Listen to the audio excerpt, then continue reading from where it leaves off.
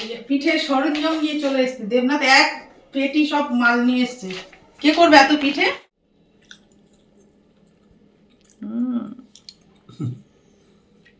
ভালো হয়েছে? এটাই দুর্দান্ত।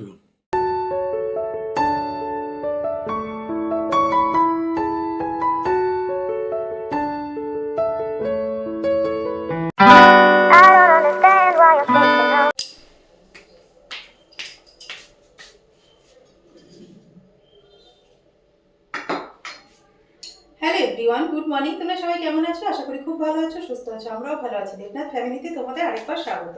আজকে হচ্ছে বুধবার, আর ঘড়ি কাটাতে বাজে এখন 11:15টার মতো। তো এখন থেকেই ব্লগটা শুরু করলাম তোমাদের সাথে নিয়ে, সঙ্গে নিয়ে। আজকে রান্না বান্না করবো, এখান থেকে আজকে ব্লগটা শুরু করলাম। তো চলো, আজকে তো মকর সংক্রান্তি, সবাইকে জানাই শুভ পৌষ পার্বণের অনেক অনেক শুভেচ্ছা। সবাই খুব ভালো থেকো, আর অনেক অনেক পিঠে বানিয়ে সব ফ্যামিলি মিলে একসাথে বসে সবাই খাওয়া দাওয়া করো। আজকে তো বিকালে পিঠে মানে যা যা বানাবো সমস্ত কিছু দেবনাথবাবু এনে রেখেছে। কি কি নিয়ে এসে সবটাই তোমাদের বিকালে দেখাবো। আর আজকে দুপুরবেলা না আমরা নিরামিষ খাবো। আজকে মকর সংক্রান্তি, তার সাথে কিন্তু রয়েছে আজকে একাদশী, মানে খুব মহা যোগ রয়েছে একটা বলতে পারো। তাই জন্য আজকে আর মানে আমিষ খেতে একদম ভালো লাগছে না। আজকে নিরামিষ নিরামিষ রান্না করতে গেলে, নিরামিষ রান্নার দিনকেই কিন্তু অনেক রকম রান্না করতে হয়, জানো তো, এক কিছু দিয়ে ভাত খাওয়া যায় না। ডাল করো, তরকারি করো, ভাজা করো, অনেকটা সময় লাগবে। আর আজকে আমার রান্না বান্না করতে একদম ভালো লাগছে না। তাই ভাবলাম যে একটা পদ দিয়ে যাতে খাওয়া যায় সেরকম একটা রান্না আমাকে বেছে নিতে হবে। আর ছেলের জন্য তো আমাকে সোয়াবিন রান্না করতেই হবে, কেন ওর প্রোটিন দরকার। সোয়াবিন নাই পনির, সোয়াবিন পনিরের তরকারি আর ভালো লাগছে না। সেদিনকে করেছি, তাই দেখো সমস্ত কিছু রেডি করে নিয়েছি। তা চলো কি বানাবো সবটাই তোমাদের সাথে শেয়ার করব। আশা করছি রেসিপিটা তোমাদের ভালো লাগবে। যে কোনো নিরামিষ দিনে বানাতে পারো, রাত্রেবেলা যখন ডিনার খাওয়ার সময় একটা পদ দিয়েও কিন্তু ডিনারটা বানালে ভালো লাগবে খেতে। তা চলো আমি কি কি জোগাড় করেছি সবটাই তোমাদের, এই দেখো সব কিছু কিন্তু এখানে রেডি করে নিয়েছি। কী কী জোগাড় করেছি চলো তোমাদেরকে বলে দিই। সোয়াবিনটা কিন্তু আমি ঠান্ডা জলে ভিজিয়ে রেখেছিলাম। এখানে কিন্তু অনেক রকমের ভেজিটেবল নিয়ে নিয়েছি, ফুলকপি, ব্রকলি, একটুখানি ক্যাপসিকাম, একটু গাজর। আর এখানে রয়েছে গুঁড়ো মশলা। গুঁড়ো মশলার মধ্যে কী আছে তোমাদের দেখিয়ে দিই। জিরের গুঁড়ো, হলুদের গুঁড়ো, এখানে হচ্ছে নুন, তারপর হচ্ছে ঝাল লঙ্কার গুঁড়ো, আর ধনের গুঁড়ো মাঝখানে রয়েছে। কী আছে বলো তো? মশলা, এটা বাটা মশলা কিন্তু। কাঁচা লঙ্কা, আদা, আর তোমার কাজু বাদাম, আর একটা টমেটো, ব্যাস সব কিছু কিন্তু দিয়ে একসাথে মিক্সার জারে ভালো করে মিহি করে পেস্ট করে নিয়েছি। কড়াই বসিয়ে দিয়েছি, এটা ননস্টিক কড়াই। এর মধ্যে কিন্তু আমি সাদা তেল দিয়ে দিলাম। এবার সব কিছু কিন্তু যা যা ভেজিটেবল কেটেছি সব এগুলো ভেজে নেবো, অল্প করে হালকা করে ভেজে নেবো। কড়াইয়ের মধ্যে একটু নুন দিয়ে দিলাম, হলুদ। সবজির মধ্যে কিন্তু আমি কিছু মাখানো হয়নি, তো ওই জন্য কড়াইয়ের মধ্যে দিয়ে দিলাম। এই রান্নাটা কিন্তু খেতে বেশ ভালো লাগে, জানো। একটা পদ হলে কী হবে, কিন্তু দুপুরবেলায় একটা পদ দিয়ে কিন্তু সবাই খুব চেটেপুটে খেতে পারবে, সন্তুষ্ট হবে। আর খাবারটা একটু অন্যরকম হয়ে যাবে। মানে রোজ রোজ ভাত ডাল তরকারির থেকে মাঝে মাঝে কিন্তু এরকম রান্নাগুলো খেতে কিন্তু বেশ ভালো লাগে। তাই দেখো, গাজর, ফুলকপি আর আলু কিন্তু একসাথে দিয়ে দিলাম, কারণ এই সবজিগুলো একটুখানি শক্ত, তো ওই জন্য এই সবজিগুলো একটু আগেই ভেজে নিলাম। এবার কিন্তু বাদবাকি যে সবজিগুলো রয়েছে, ব্রকলি, তারপরে একটুখানি ক্যাপসিকাম, সেগুলো একটু পরে দিয়ে দিলাম, ওগুলো ভাজা হয়ে যাওয়ার পরে। তো চলো, এগুলো ভাজা হয়ে গেছে, এবার এক এক করে সবজিগুলো নামিয়ে নিই সব কিছু। আমাদের বাঙালিদের মাংস মানে হচ্ছে সোয়াবিন। সোয়াবিনটা যদি মাংসের মতন করে রান্না করা যায়, মাংসকেও কিন্তু হার মানায়। তাই আজকে সেই ভেজ বিরিয়ানি বানাবো। তার জন্য সোয়াবিনটা যেটা ভিজিয়ে রেখেছিলাম, সেইটা কিন্তু ঠান্ডা জলেই ভিজিয়ে রেখেছি। সেটা ভালো করে হাত দিয়ে চিপড়ে জলটাকে ফেলে দিয়ে একটা কাচের বলে নিলাম। তার মধ্যে সমস্ত মশলা, গুঁড়ো মশলা থেকে আর বাটা মশলা সমস্ত কিছু দিয়ে দিলাম ওর মধ্যে। কালার লঙ্কার গুঁড়ো, ঝাল লঙ্কার গুঁড়ো, চিনি, হলুদ, নুন, জিরে, ধনে সমস্ত কিছু। আর বাটা মশলাটাও দিয়ে দিয়েছি, শুধু টক দই দিইনি, কারণ টমেটো দিয়েছি। তো তোমরা চাইলে কিন্তু টক দই, আমিষ রান্না করবে সেদিনকে কিন্তু পেঁয়াজ, আদা, রসুন সমস্ত কিছু দিতে পারো এর মধ্যে। সেদিনকে পেঁয়াজের বেরেস্তা করবে, যেরকম করে বিরিয়ানি রান্না করে ঠিক সেইভাবেই করবে। তখন অত ভেজিটেবল দেবে না, শুধু সোয়াবিন একটু আলু দিলে দিতে পারো। তখন আর সবজিটা দিও না। ভেজিটেবল কিন্তু আমার ভাজা হয়ে গেছে, মানে আমার যেরকম প্রয়োজন সেইভাবে ভাজা হয়ে গেছে। এবার এটা নামিয়ে নেবো।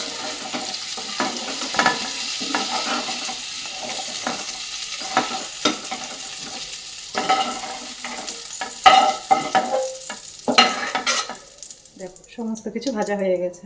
চলো রান্নাটা এবার চাটুর মধ্যে কিন্তু তেল দিয়ে দেবো, সাদা তেলই দিয়ে দিলাম। ফোড়নে দেবো দুটো তেজপাতা, মানে একটা তেজপাতা দু টুকরো করে দিলাম। দেবো কিছুটা জিরে, গোটা গরম মশলা, গোলমরিচ আছে আর গোটা গরম মশলা আছে, দারচিনি, লবঙ্গ, এলাচ।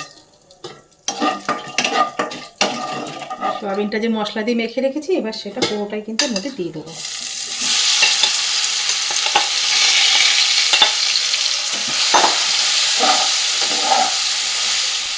মশলা ধোয়া বাটিটার জল কিন্তু আমি দিয়ে দেবো ভালো করে কষানোর জন্য। এবার কিন্তু সোয়াবিনটা ভালো করে কষাতে হবে, কেন সোয়াবিনটা কিন্তু আমি তেলে ভেজে নিইনি, সোয়াবিনের তো একটা কাঁচা গন্ধ আছে, সেই জন্য একবারে মশলা মাখিয়ে সোয়াবিনটা ভালো করে কষানোও হয়ে যাবে আর ভাজাও হয়ে যাবে।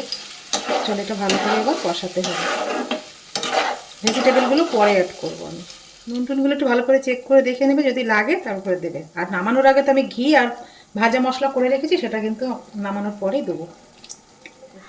বেশিক্ষণ কষানো হয়নি কিন্তু একদম তেল ছেড়ে দিয়েছে চারি সাইড থেকে। কিন্তু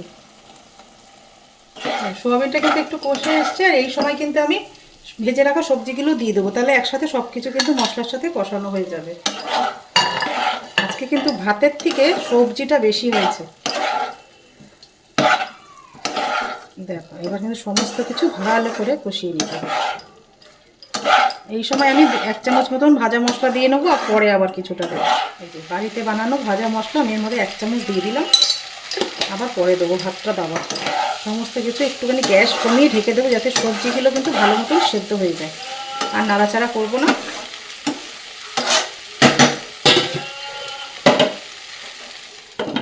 ঢেকে রাখলে জলটা বেরোবে আর সেদ্ধও হয়ে যাবে। সব কিছু কিন্তু ভালো মতন কষে গেছে। এবার লাস্টে ওপর থেকে একটু ভাতটা দিয়ে দেবো, মানে যেই ভাতটা আমি রান্না করেছি সবার জন্য।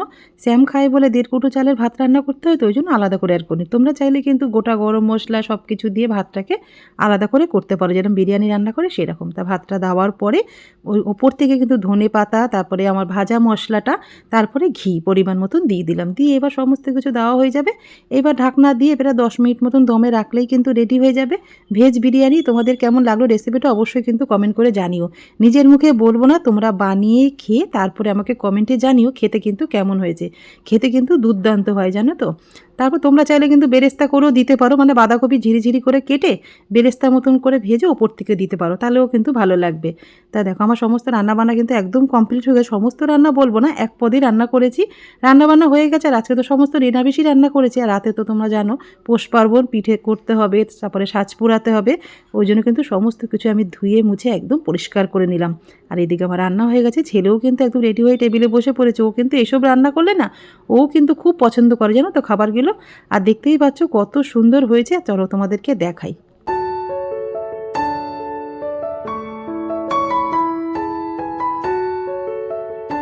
তা দেখো বাবু আর আমি কিন্তু খেতে বসে পড়েছি। খাবারটা যেরকম হেলদি সেরকম টেস্টি, আর কিন্তু খুব স্বাস্থ্যকর একটা খাবার। তোমরা কিন্তু একবার ট্রাই করে দেখতে পারো। আর বাবুকে দেখাতে পারলাম না, বাবু কিন্তু খালি গায়ে রয়েছে। 2:30টার দিকে বেরিয়ে পড়বে, তো ওই জন্য স্নান করে একবার খেতে বসে পড়েছে। দেখো রান্নাঘর কিন্তু একদম সব কিছু গুছিয়ে পরিষ্কার করে কিন্তু রেডি করে রেখেছি। তাহলে চলো বিকালে গিয়ে তোমাদের সাথে কথা হচ্ছে। হাতে ব্যথা, এই যে পিঠের সরঞ্জাম নিয়ে চলে এসেছে দেবনাথ, এক পেটি সব মাল নিয়ে এসছে। কে করবে এত পিঠে? এই বছর আমার আর হবে না করা। এই কত কিছু নিয়ে এসছে, এগুলো কালকেই নিয়ে এসছে, সেগুলো কিছু ধরা হয়নি। গুঁড়ো তো সোজা সোজা করো। কোনটা সোজা? অসুবিধা নেই, কোনো আটকানো আছে গুঁড়ো হাইট।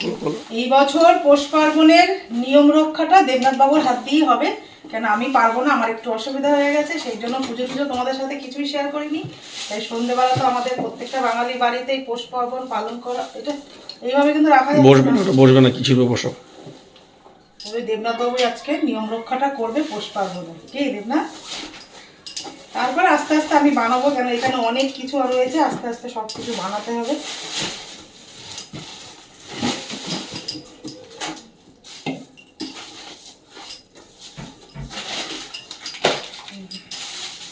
নারকেলটা কিন্তু ওই ছোবাটা ফেলে নাও।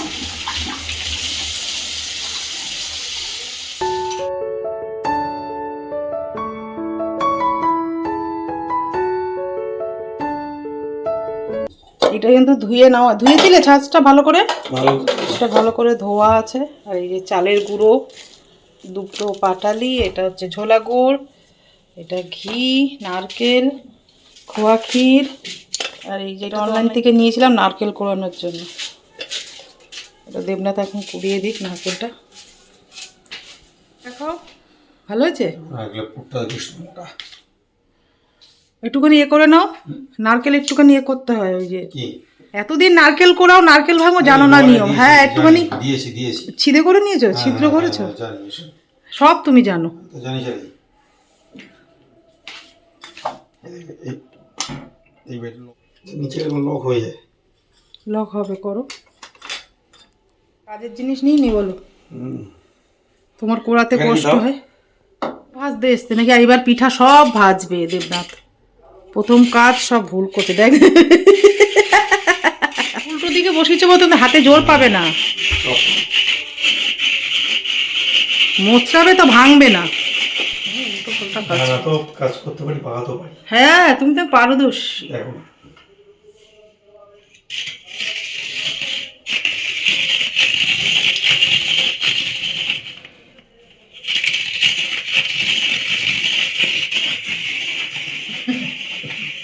হচ্ছে, অনেক তাড়াতাড়ি হচ্ছে গো দেবনাথ আজকে।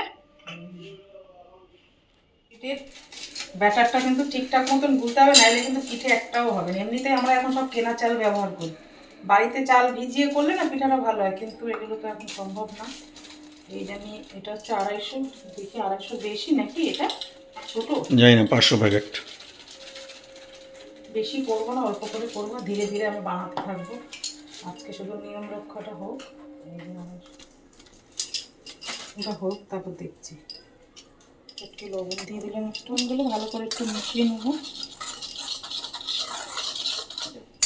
এই যে এই বাটিটা মেপে আমি চাল গুঁড়ো দিয়েছি, এটা মেপে জলটা 1 বাটি দেবো আগে, তারপরে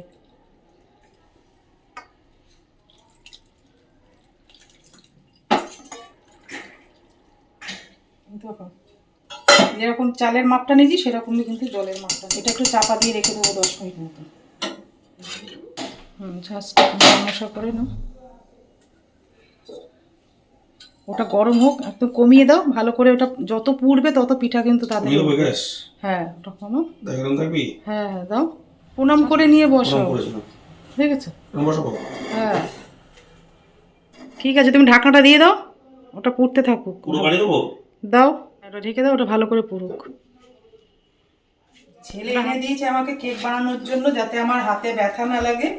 এই জন্য, এমনি হাতের একটু সমস্যা আছে, সেই জন্য আমাকে হ্যান্ড ব্লেন্ডার এনে দিয়েছে। এটা ব্যবহার করি না বলে আমার রেগে যায়, তোমার জন্য এনে দিয়েছি, তুমি ব্যবহারই করো না। আজকে একটু কাজে লাগাবো, তাহলে বলবো বাবু দেখ ব্যবহার করেছি, তো দেওয়ার জিনিসটা।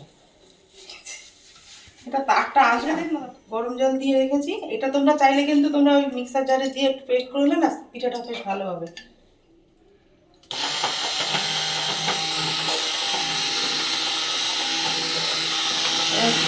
চালের যে ব্যাটারটা না একদম স্মুথ হয়ে যাবে, মিক্স ভালো হয়, তাই তো? পিঠাটা ভালো হবে। জল কিন্তু আর দেওয়ার দরকার নেই, এই জলটাতেই কিন্তু একদম হয়ে যাবে। যেরকম চালের মাপ সেইভাবেই জলটা দিতে হবে।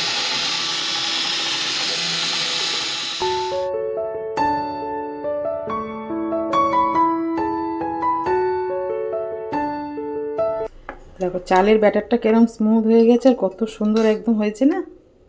এবার এর মধ্যে দিয়ে দেবো একটু খাওয়ার সোডা, এটা কিন্তু লাস্টেই দিতে হবে। অনেকটা কাজ আমি এগিয়ে দিয়েছি। এবার তুমি ওই যে তেলটা ব্রাশ করে দাও সব জায়গায়, গুরু নাম স্মরণ করে দেবে সবটাই, সবটাই। কাজে ফেলেছো তুমি আমার, কি বলছো? কাজে ফেলেছো তুমি, বলো। আমি তো করি, বোঝো কাজ। আমি দেখতাম আগে, মা করতে যখন আগে দেখতাম বসে বসে। ও বউ 30 বছর ধরে বউ করেছে, সেটা দেখোনি? সেটা দেখিনি। আর ওটা কেউ দেখে না। দাও দাও দাও, হেভি লাগবে।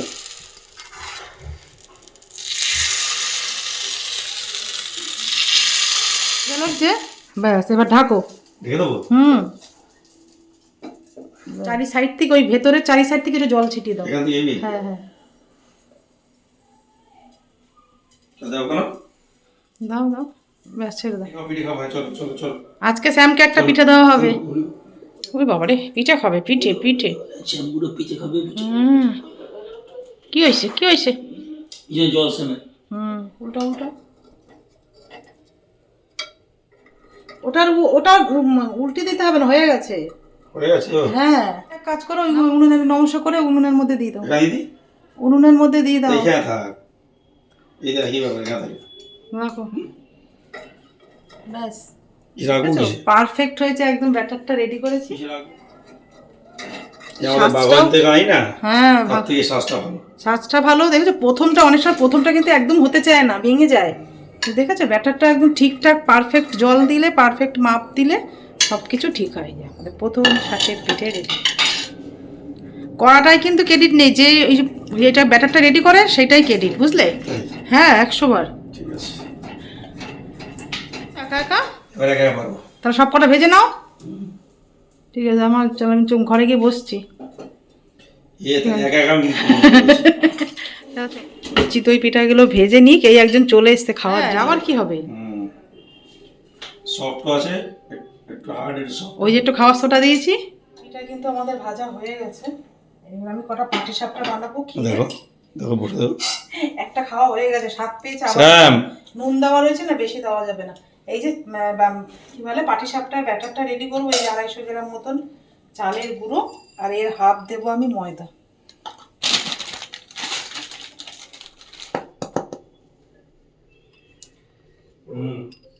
দে এই 1 চুটকি লবণ আমি কিন্তু এই পাটিসাপটার ব্যাটারটা দুধ দিয়ে গুলছি এটা পুরোটা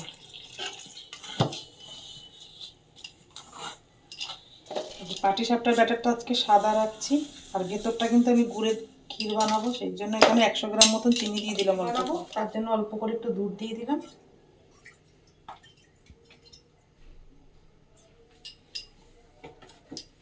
নারকেল আর খোয়া ক্ষীর দিয়ে দেবনাথবাবু কিন্তু গোটা নারকেলটা কোরাতে পারিনি হাফ নারকেল কুড়িয়েছে আর হাফ রেখে দিয়েছে তা হাফ নারকেল দিয়ে পাটিসাপটা করা যায় বলো তো পাটিসাপটার একদম প্রথম থেকে শেষ পর্যন্ত যদি পুর না দেওয়া যায় তাহলে কিন্তু সেই পাটিসাপটা খেতে একদমই ভালো লাগে না সেই জন্য হাফ নারকেল আর তার মধ্যে আরও কী দিয়ে দেখো বাড়িতেই আমি যেভাবে ক্ষীর বানিয়ে নিই সেগুলোই তোমাদের সাথে শেয়ার করবো একদিন নারকেল ছাড়া যেটা বানাবো সেটাও কিন্তু শেয়ার করব প্রথমেই একটা কড়াইয়ের মধ্যে কিন্তু আমি হাফ কাপ মতন দুধ নারকেল আর পাটালি একসাথে করে রেখেছিলাম সেটাকে দিয়ে কিছুক্ষণ নাড়াচাড়া করার পরে ক্ষীরটা যাতে তাড়াতাড়ি রেডি হয়ে যায় সময় বেশি না লাগে তার জন্য একটুখানি চালের গুঁড়ো দিয়ে দিলাম হাফ কাপ মতন দেওয়ার পরে দেখো আমি একটু খোয়া ক্ষীর বাটিতে গুঁড়ো করে রেখেছি সেটা দিয়ে দিলাম খোয়া ক্ষীরটা দিয়ে ভালো করে নাড়াচাড়া করে নামানোর আগে 1 চামচ ঘি দিয়ে এবার নামিয়ে নেবো চলো নারকেল আর খোয়া ক্ষীর দিয়ে আমি ক্ষীরসা বানিয়ে নিয়েছি এটা নারকেল না থাকলেও বানানো যেত কিন্তু দেবেনবাবু নারকেল নিয়ে এসে যে গেলে কাজে তো লাগাতে হবে আমার পাটিসাপটার কিন্তু ব্যাটারটা রেডি হয়ে গেছে এই দেখো আমি একটু ঘি নিয়ে নিয়েছি আর ঘি দিয়েই কিন্তু আজকে পাটিসাপটাগুলো ভাজবো একটু চাটুর মধ্যে ব্রাশ করে দিলাম এক পাতা মতন দিয়ে দেবো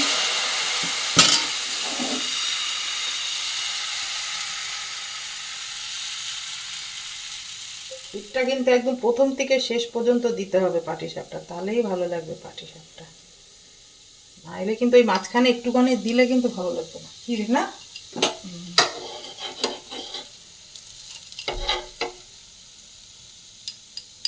হয়ে গেছে দেবনাথবাবু সাদা পাটিসাপটা খেতে ভালোবাসে বলে ওই জন্য আজকে দুধ আর চিনি দিয়ে কিন্তু ব্যাটারটা রেডি করেছে আমার কিন্তু আবার গুড়েরটা বেশি ভালো লাগে জানো তো লাল দেখতে লাগে না ভালো লাগে আর দেবনাথবাবু আবার সাদা পছন্দ করে তোমরা কোনটা পছন্দ করো সাদা পাটিসাপটা না গুড়ের পাটিসাপটা কমেন্ট করে কিন্তু জানিও তা দেখো প্রথম ননস্টিক চাটুটা দেওয়াতে না একটু লালচে মতন হয়ে গেছে পাটিসাপটাটা মানে ননস্টিক চাটুটাই নষ্ট হয়ে গেছে অনেক দিন ধরে ব্যবহার করছি তো চাটুটা চেঞ্জ করতে হবে আর একটা নতুন গিয়ে কিনে নিয়ে আসবো আর তারপরে চাটুটা একটু চেঞ্জ করলাম দেখি এগুলো কি হয় এইটাও একটু হালকা লালচে এসছে মানে একদম গ্যাস কমিয়ে কিন্তু পাটিসাপটাগুলো ভাজতে হবে মাঝখানে কিছু আবার সাদা একবারে করতে হয় বুঝলে সেই বিরিয়ানি যেরকম দম দেয় না আটা দিয়ে সেইভাবে সিল করেছে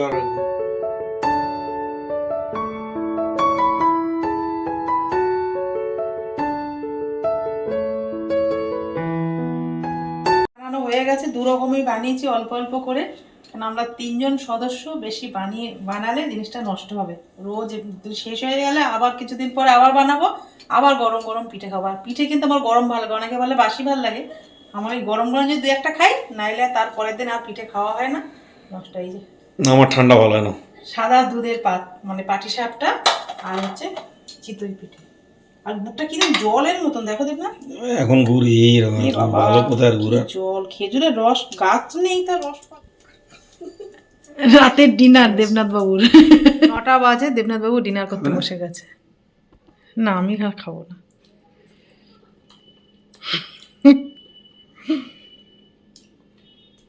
দামি বানিয়েছি। হ্যাঁ, ওই জন্য খুব ভালো হয়েছে। বাড়িতে যে গোবিন্দভোগ চাল গুঁড়ো করে যদি বানাতাম না, তার স্বাদ আলাদা রকম। এগুলো কেনা চালের গুঁড়ো তো। গোটা তুমি খেয়ে দেখো একটু। ওটা খুব পাতলাটা। কোনো স্বাদই নেই।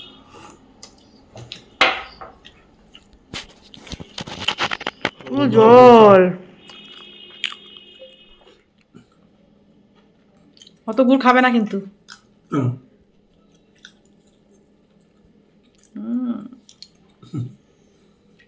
ভালো হয়েছে? এটাই দুর্দান্ত। হুম। না আমি আর খাবো না, দেখুন একটু নাও, না, গা গুলাচ্ছে। একটু নাও। না শোনা।